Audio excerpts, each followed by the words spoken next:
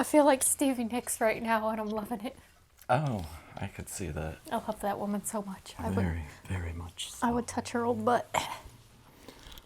Okay. Sorry, Stevie, you're not old. No. Okay. Are you ready?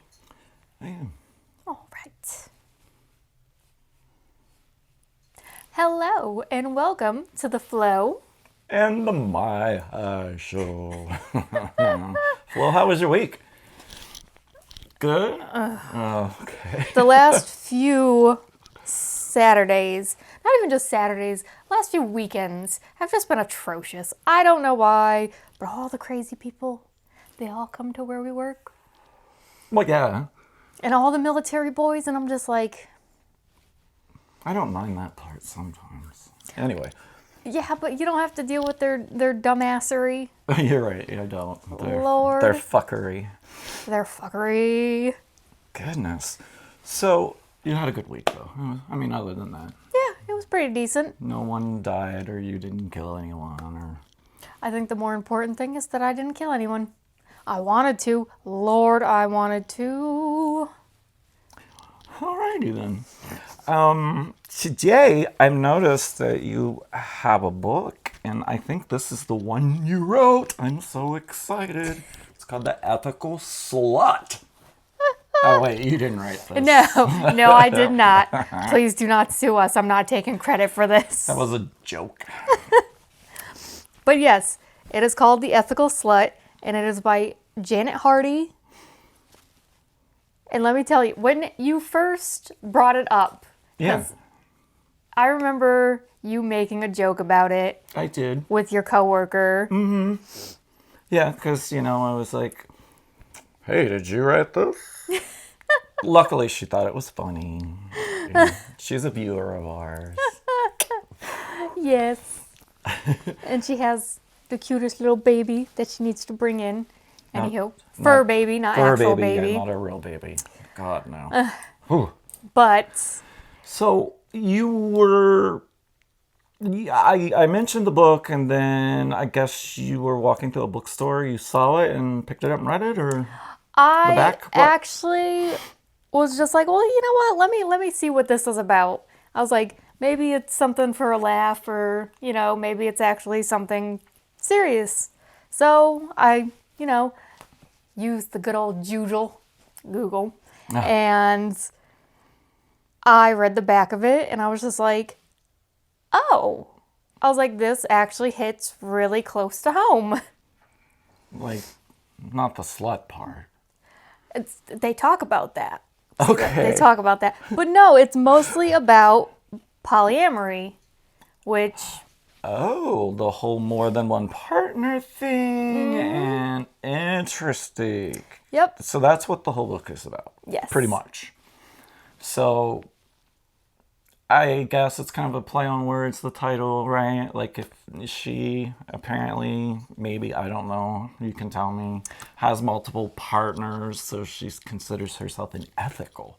Actually, her co-writer was both her co-writer and her partner for some time. Interesting. Okay. All right. And there's actually a part in here. Let me see if I can find it. I did highlight some stuff. Nice. Yep. Do tell me about all of this. Well, most of it is about the fact that due to Catholicism and Christianity, monogamy was the thing. Like, that's how it's supposed to be. It's supposed to be one man, one woman, till death do you part. Okay. It's boring. But right here it says, slut is a highly offensive term used to describe a woman whose sexuality is voracious, indiscriminate, and shameful. Where, on the other hand, words like stud or player used to describe a highly sexual male and are often terms of approval and envy. This is true. And most men are judged by their honesty, loyalty, integrity, and high principles. Whereas with women, it's all about how many people she slept with and under which conditions she slept with them. I agree. This kind of goes back to what you and I, talked about. Like, a woman is only as good as her uterus, and if she uses her uterus freely and her vagina, then she's a slut and a whore. But if a guy does it, It's something to be proud proud of. of, I guess. I guess. High fives. Yep, fist bumps, whatever it is that guys do. Straight guys are so weird. They are weird. They're really freaking weird. Okay, go on. Okay, so this is basically them trying to reclaim the word slut as a term of approval, even endearment. A person of any gender who celebrates sexuality according to the radical proposition that sex is nice and pleasure is good for you. So, basically, it's talking about pathways of we're in this age where there's different sexualities, there's different genders now. Oh, yeah. There's different ways of, living our lives and doing things. And sex should not be something to shy away from. It shouldn't be something to be embarrassed about. No. It's just one of those things that it feels good. Right. So why shouldn't you? Yes. Takes me back to that George Michael song. I want your sex. That was a good song. Way ahead of its time. But yeah, I agree. We definitely live in a different age, right? Mm-hmm. And I think it's very unfair that it's always the woman who's portrayed in the bad light, like no matter what. You're a slut if you pose for Playboy, you're a slut if you've had multiple partners, and so on and so forth. That also brings me around to like sex workers and stuff like that and strippers. Yes. It always like weirds me out that strippers are selling their body and degrading themselves and all this for money. But with any company, aren't you selling your body?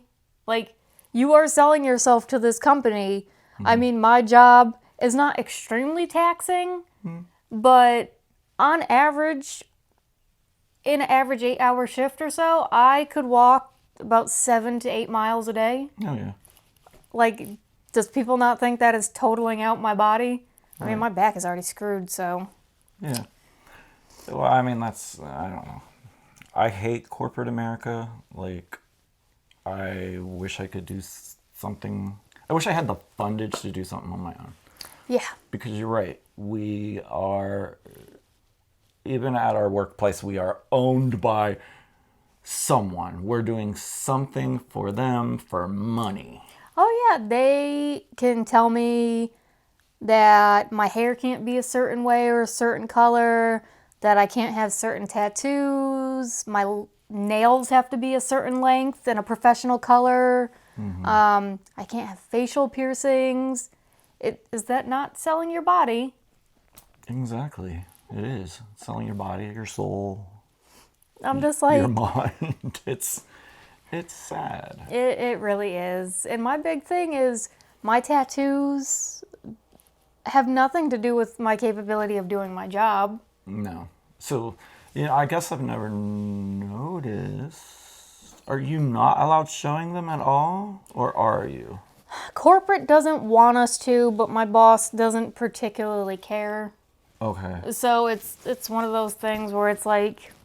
Because I kind of noticed, I don't know if it was yesterday or the day before, I saw you around the hallways and I was like, oh, short sleep season must be here. Mm-hmm. Right? Yep, I absolutely refuse to cover up my tattoos. Like, they're not offensive.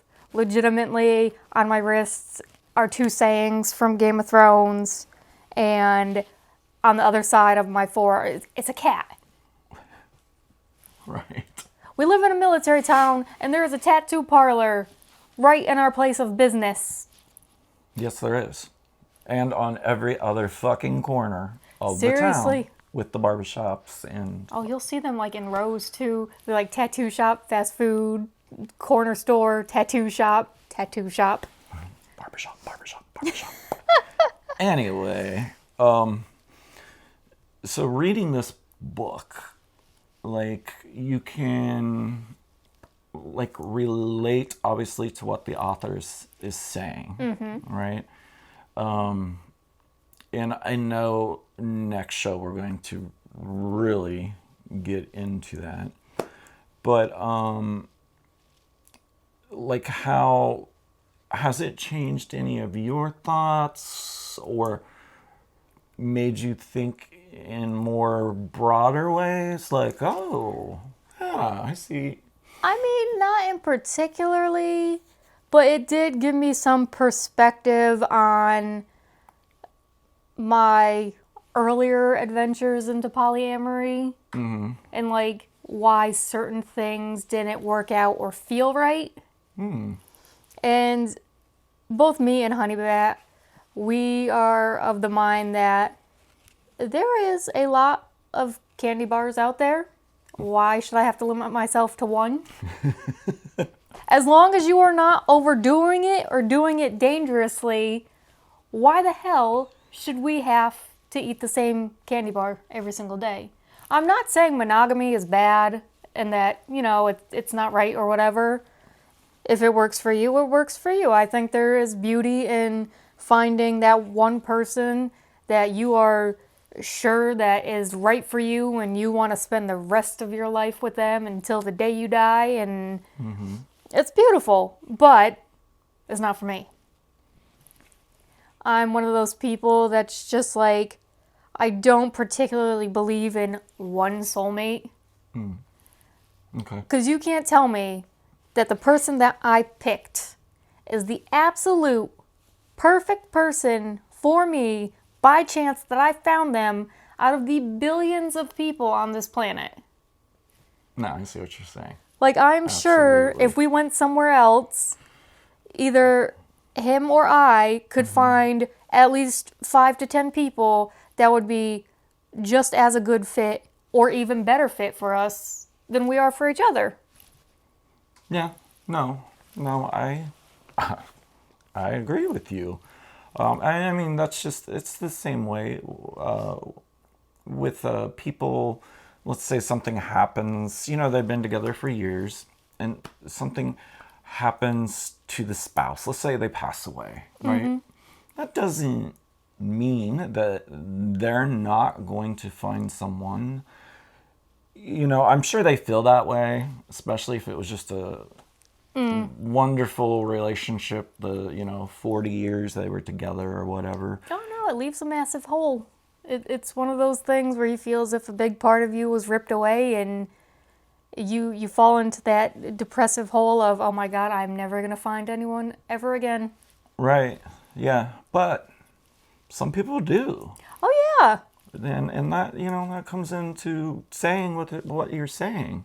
Okay, they found this person again, right? So I totally understand what you're saying. One of my favorite stories from when I worked in an adult store was this old lady came in, and she was like late 80s, early 90s. And what? Yeah, she was in her late 80s, early 90s, and she was looking around trying to find things, and I asked her, ma'am, can I help you find anything? And she was telling me that she was getting married again. Oh, wow. Yep, she was getting married again, and damn. She was telling me about how her first husband had passed away about 40 or so years prior. Oh, wow. And she hadn't been with anyone in a really long time. Aww. Until she found her current partner. Okay. And it moved me, really. I was like, you know what? I will help you. I will help you find whatever you need. That's you awesome. Go ahead. Like, yes. And to think that, I know we don't like to think about it, like old people having sex, especially your parents, blah, blah, blah, blah. Oh, I'm all for it. If you reach a certain age and you can still have sex, go for it. Yes, it gives me hope. I love it. I know. I love it. I mean, I don't want to think about other It's like, I don't want to see it, people, but you know what? It's a nice thought. but I love it. I'm sure there's a porn niche out there somewhere for that. There has to be. There's a niche in porn for everything. For everything. Eddie. No, actually, you know what? This isn't the same thing though, but kind of a cool story.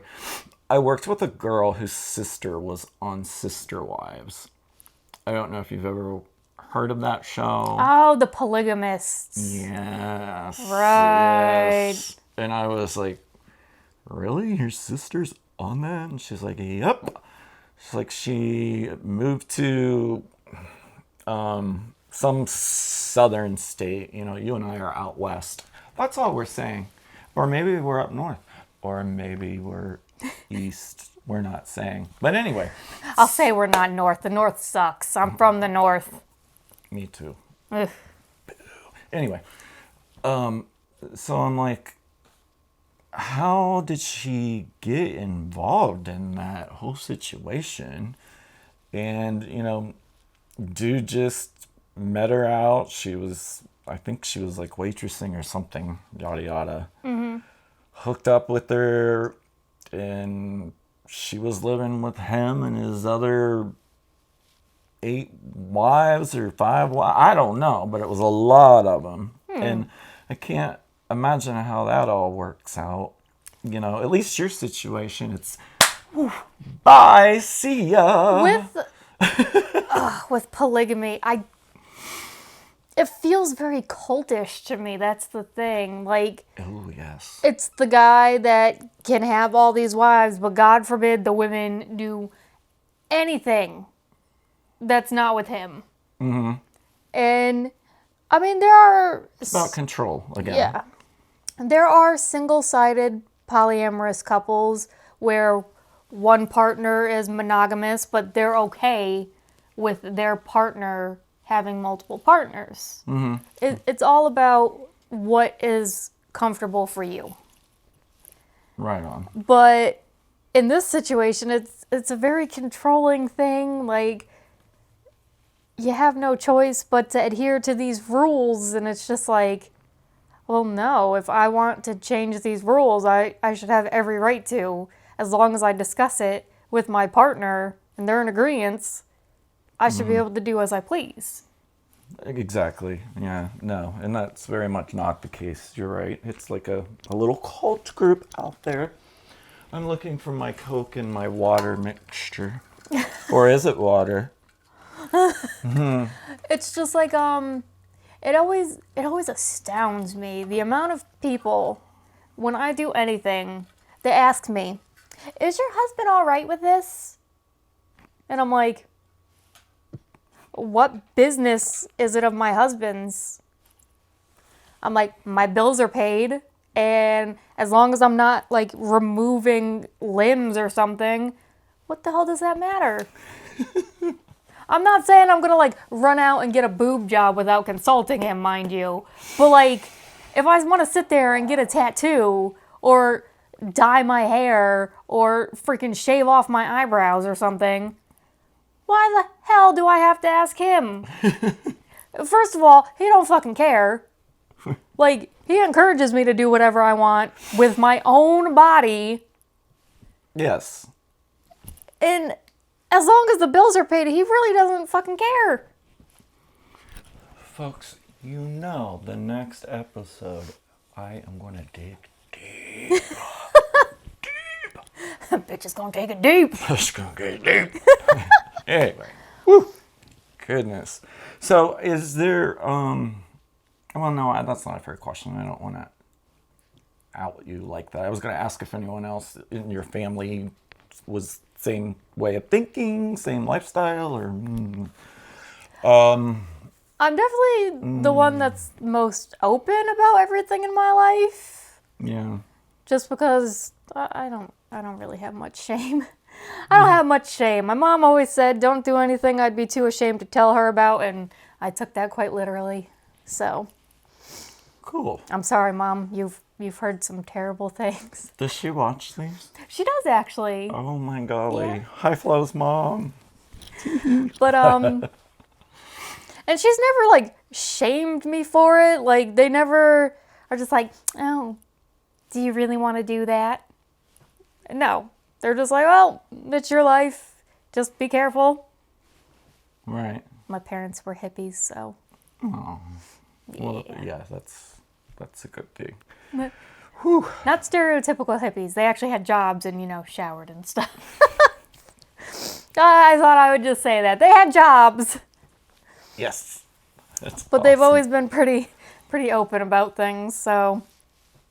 So that, I mean, at what age would you say you felt this was right for you? Or did it always just feel right? Or how does that work? Well, when I first started dating, I first started dating women, and there was always that sense of like, if there's something I can't give you, I don't care if you go out to get it from someone else, as long as, you don't come back and give me a disease or something.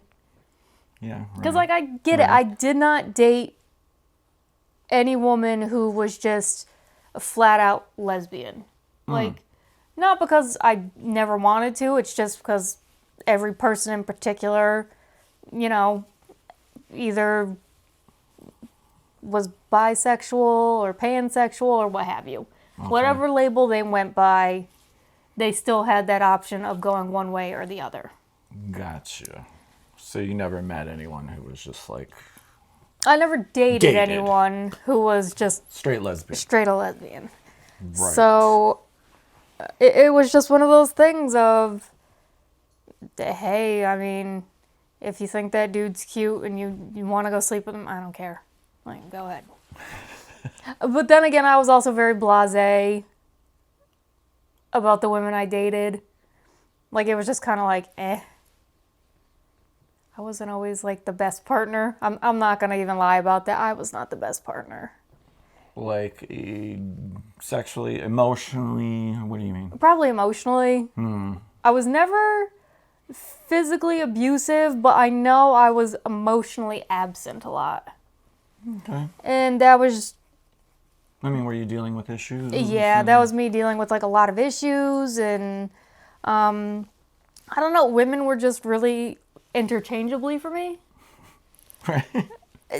It sounds horrible, and I do admit this. Like I said, I was not always the best partner. Gotcha. And, like, the first time I dated a guy was when I was 18. Oh, wow. Okay. Yep, I was 18.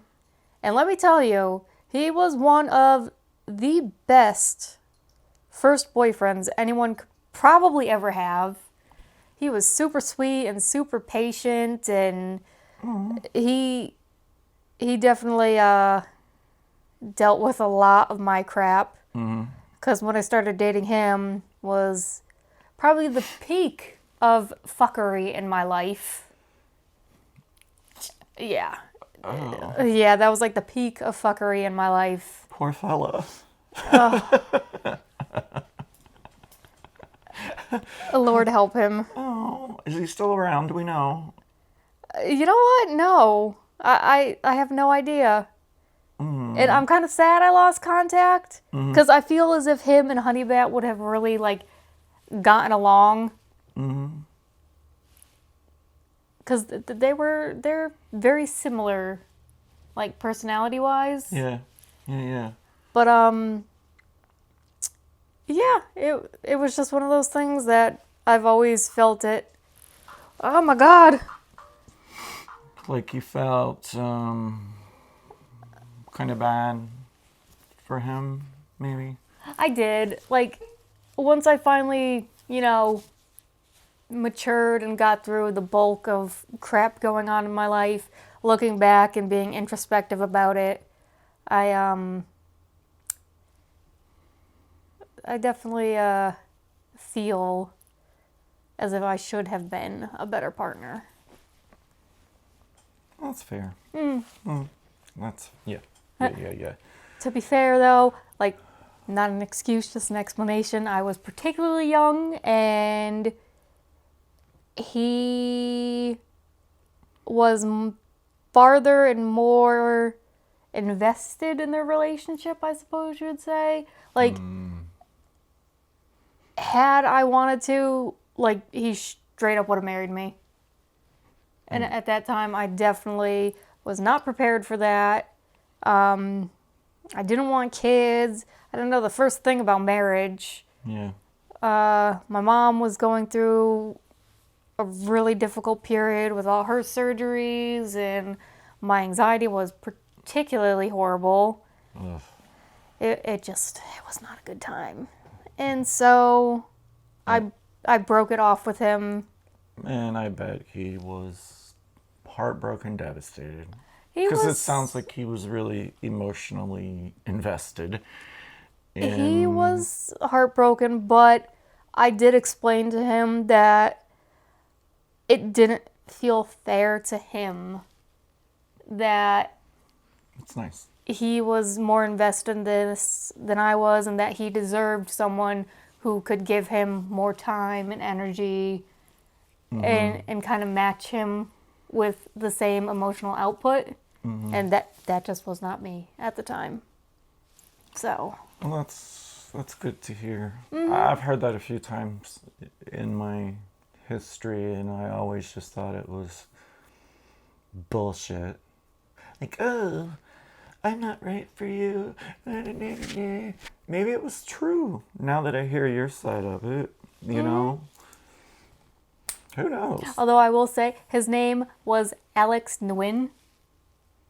So if you're out there, kudos to you, dude, because you put up with a lot of shit.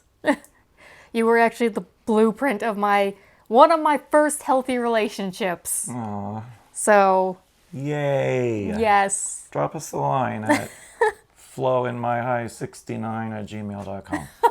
I think that's right. Something like Yes. that. Yes. Of course, it has to have 69 on the end of it. Hate that position, but it's a funny ass number. It is, isn't it? It is. Yeah. Not one of my favorites either. No. No. No.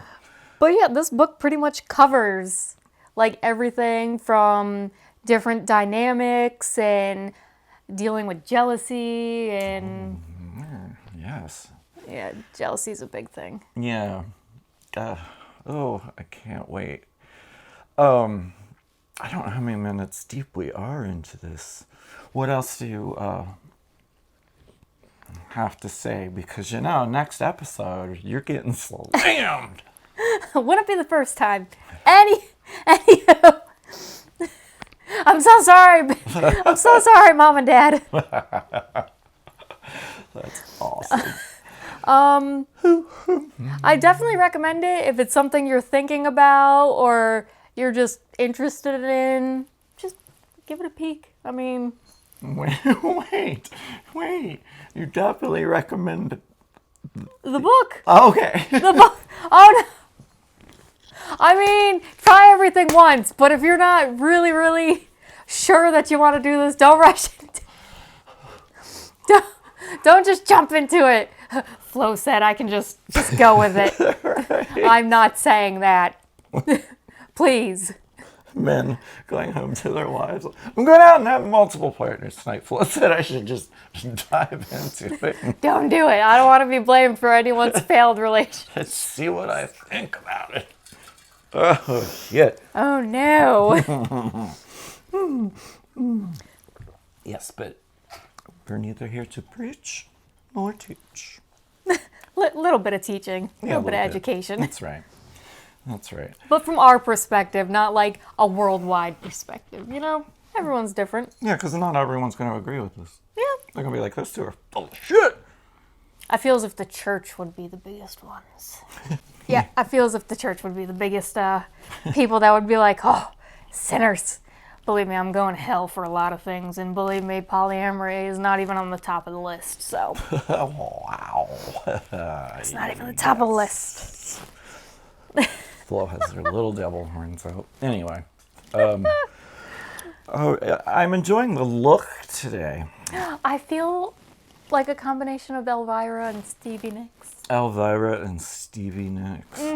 Yes, yes. I feel as if between Stevie Nicks and Pat Benatar, those were like my first like non-cartoon female crushes.